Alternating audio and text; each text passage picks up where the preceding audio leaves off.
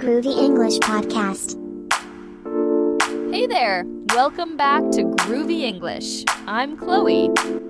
And I'm Aiden. We share real stories, useful tips, and everyday English to help you grow with confidence. Wherever you are in your English learning journey, we're glad you're here. If you're enjoying the podcast, feel free to like, subscribe, or share it with a friend. Let's get started.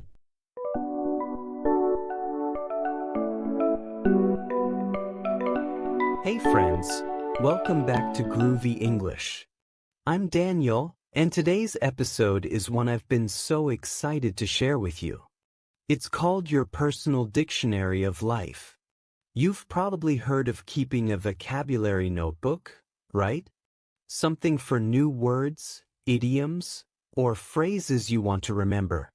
But today, I want to take that idea and make it more alive, more personal, and far more meaningful. Because what if your vocabulary list wasn't just about words from textbooks or articles, but about the words that tell the story of your life? The expressions that capture your memories, your feelings, and the things that matter to you most. That's what I mean by your personal dictionary, a living, breathing collection of language that's uniquely yours. It's a tool for learning, yes, but it's also a reflection of who you are. Imagine it like this. Every word you add is like putting a photograph in an album. It's a snapshot of a moment in time, but instead of an image, it's wrapped up in letters and sounds. Some of these words will come from everyday experiences, the names of dishes you love to cook, the slang your friends use, the song lyrics you can't stop humming. Others might come from big emotional moments. The phrase someone whispered to comfort you, the word for a place you visited that stole your heart, the expression you learned during a time of change. By collecting these words, you're not just memorizing language. You're creating a linguistic autobiography. One of the magical things about a personal dictionary is that it's deeply motivating. You're not writing down random vocabulary just because it's useful, in theory. You're writing down words that already have a hook in your memory. That makes them easier to remember, easier to use, and more likely to bring you joy when you say them out loud. And here's something even better. Your personal dictionary doesn't have to be neat or formal. It can be messy, colorful, playful. You can doodle next to the words, add little notes, or even include photos. Think of it less like a school assignment and more like a creative scrapbook. Let's talk about how to start building yours. Step 1. Choose your container. It could be a small notebook you carry everywhere, a digital app on your phone, or even a voice recording folder. Some people love the feel of paper and pen. Others want the convenience of typing or dictating. There's no right choice, just the method you'll actually use consistently. Step 2. Set a gentle rule for yourself. Maybe it's adding 3 new words a week or 1 every day. The important thing is to keep the rhythm going. Step 3. Don't wait for perfect words. If a word or phrase catches your attention, capture it right away. Trust your instincts. Here's where it gets interesting. For each entry, don't just write the word. Add context. Write down where you heard it, how you felt, or why it stood out to you. For example, serendipity, heard while watching a romantic movie. Made me smile because it reminded me of meeting my best friend by chance. These notes turn your personal dictionary into a little time machine.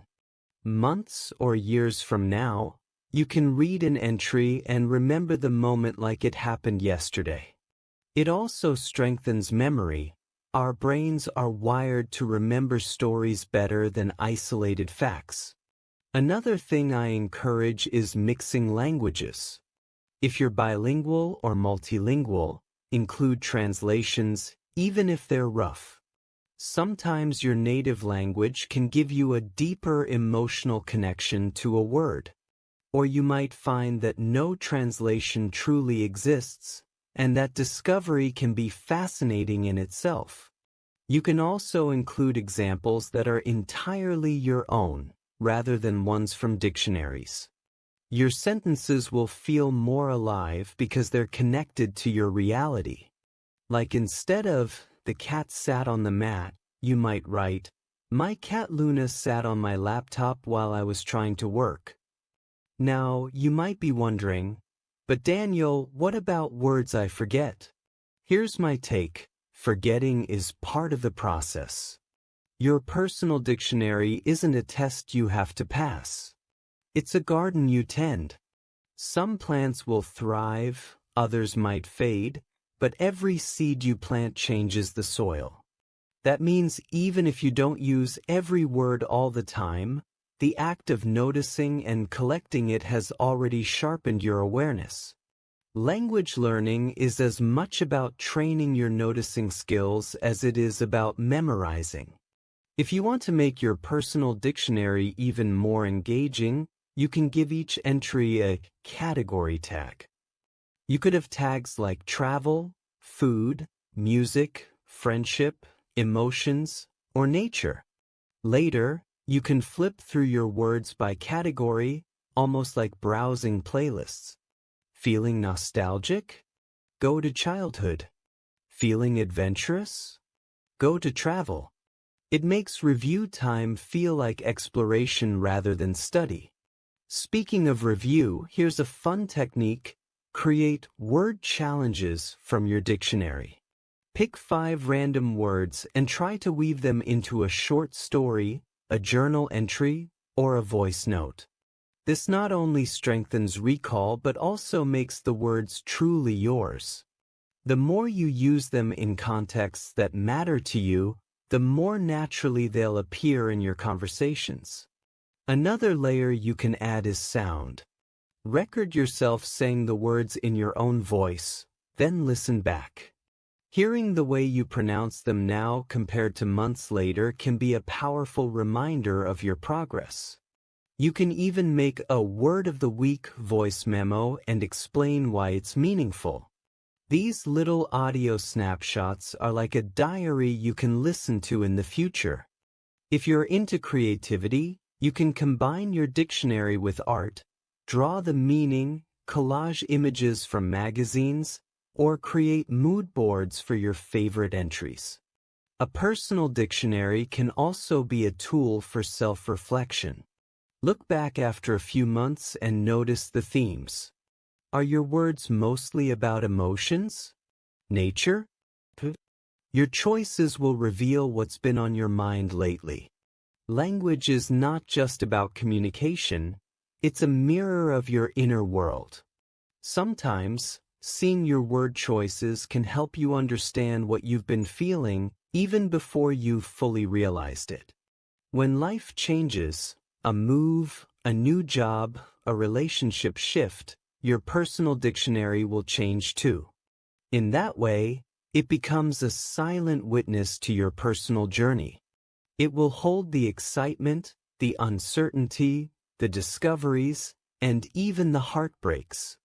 And years later, flipping through it will be like opening a time capsule. You might even share parts of your personal dictionary with others. It can be a beautiful bonding activity to exchange your favorite entries with friends or fellow learners. Hearing someone else's life words can open your eyes to experiences you haven't had and inspire you to expand your own list. It's also a reminder that language is deeply personal, yet wonderfully universal. I've worked with learners who keep their dictionaries entirely digital and private, and others who make them public blogs. Some even pair each word with a short video clip. There's no wrong format, only the one that keeps you inspired to keep adding. And here's something I want to emphasize. Your personal dictionary doesn't have to be perfect English. If your notes are in mixed languages, if your definitions are simple, If your grammar isn't flawless, that's okay. This is your space. It's about connection, not perfection. You might notice that some words in your personal dictionary feel like anchors. They keep showing up in your speech, writing, and thoughts. Others will feel like little treasures you rediscover every now and then. Both have value. Both are part of the tapestry of your language. And the more you nurture this habit, the more you'll notice language all around you.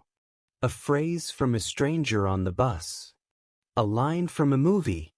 The way your grandmother describes the weather. It turns every day into a vocabulary adventure.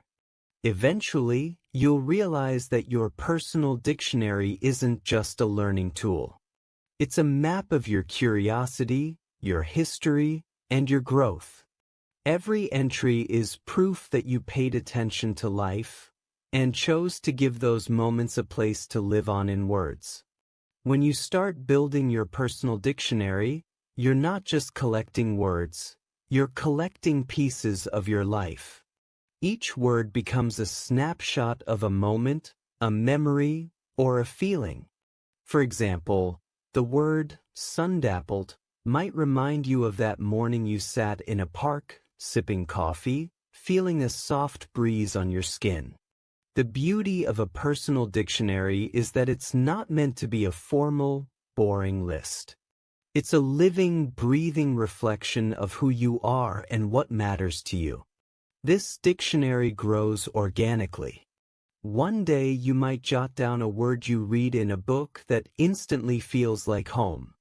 Another day, you might record a phrase you overheard in conversation that made you smile. The point is not to rush or pressure yourself into filling it, but to let it evolve naturally, the way relationships do. What makes it powerful is that it's tailored to your life. A standard dictionary contains thousands of words you'll never use. But your personal dictionary? Every entry is there because it resonates with you, because it carries a spark that connects to your experiences or aspirations. That's why flipping through it feels intimate, almost like reading a diary written in code. And yes, you can include more than just the word itself. Add the context, the sentence where you found it, or even a quick story about why it stood out to you. This extra layer of detail transforms it from a plain vocabulary list into a treasure chest of meaning. Over time, your personal dictionary will start to reveal patterns. Maybe you notice a lot of words connected to nature. Or maybe your collection is full of emotional vocabulary, words about kindness, resilience, and hope. These patterns tell you something important. They're a mirror of what your heart gravitates toward. It's also a fantastic tool for learning a new language. Instead of memorizing random textbook vocabulary, you focus on words that light you up inside. If you're learning English, that means your dictionary becomes a personalized learning map.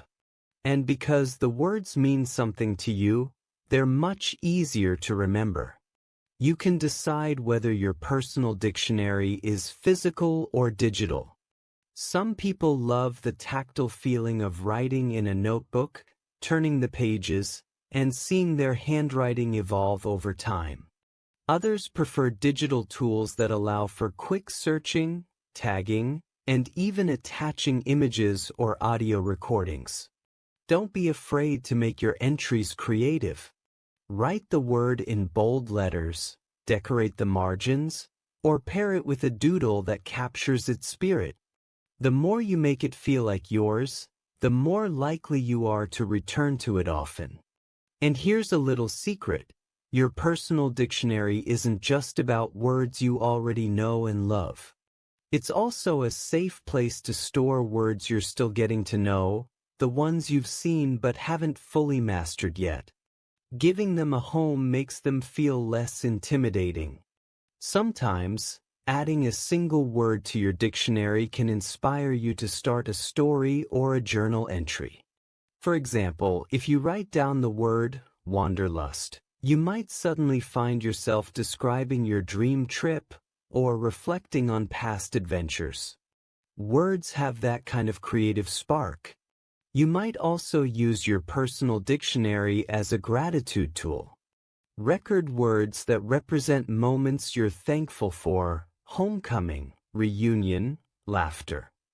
When you're having a tough day, reading these entries can remind you of the abundance already in your life. It's a practice that becomes even more powerful over the years.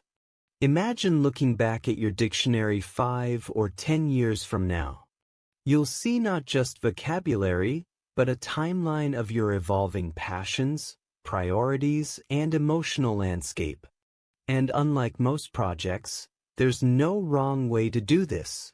You can include slang, idioms, borrowed words from other languages, or even made-up expressions that you and your friends use. If it's meaningful, it belongs there. Some people find joy in sharing parts of their dictionary with others. It could be a conversation starter, a teaching tool, or even a family keepsake that you pass down. Words are a gift, and your dictionary is a curated gift box. You could also create themed sections: travel words, cooking words, words that make you laugh, words that calm you down. This structure can make your collection even more engaging to flip through. For language learners, recording example sentences is especially helpful. If you capture a phrase exactly as you heard it in a movie or read it in a book, you preserve not only the meaning but also the rhythm and tone. Think of your personal dictionary as an evolving self-portrait. Just as you grow, your collection grows with you. It's a quiet reminder that learning never stops, and neither does your relationship with language. Sometimes, even a single entry can anchor you in a difficult time. Writing down the word perseverance when you're facing challenges can serve as a small but powerful act of self-encouragement. And you don't have to keep it all serious. Let humor live in your pages. If you stumble upon a word that makes you laugh uncontrollably, keep it. Laughter is as essential as wisdom. You might find that certain words follow you through life. You'll notice them popping up in books, in conversations, in songs, as if they're tapping you on the shoulder, reminding you of something important. The act of writing a word down also makes you more present. It forces you to pause, to appreciate the texture of language, and to be aware of your surroundings in a deeper way. Your personal dictionary can even become a mindfulness practice. In moments of stress, flipping through it can slow your thoughts and shift your focus to something creative and grounding. Sometimes, a word you add will surprise you later. At first, you might think you know what it means, but months later, you discover new shades of meaning. That's part of the joy. Your understanding grows over time. You can enrich each entry with synonyms, antonyms, or related idioms. This turns your dictionary into a web of connections rather than a list of isolated terms. If you're a visual thinker, pair words with photos. The word serendipity next to a snapshot of an unexpected but happy moment makes the entry come alive. And if you're more of an auditory learner, record yourself saying each word out loud. Hearing the sound of your own voice with the word can create a stronger memory connection. Your personal dictionary can also track your emotional journey. Maybe in one season, your entries are all about courage and resilience. In another, they're about joy and adventure.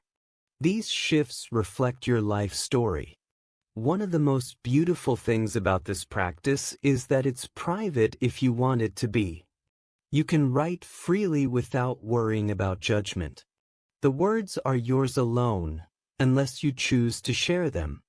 When life feels uncertain, Your dictionary can be a place of stability.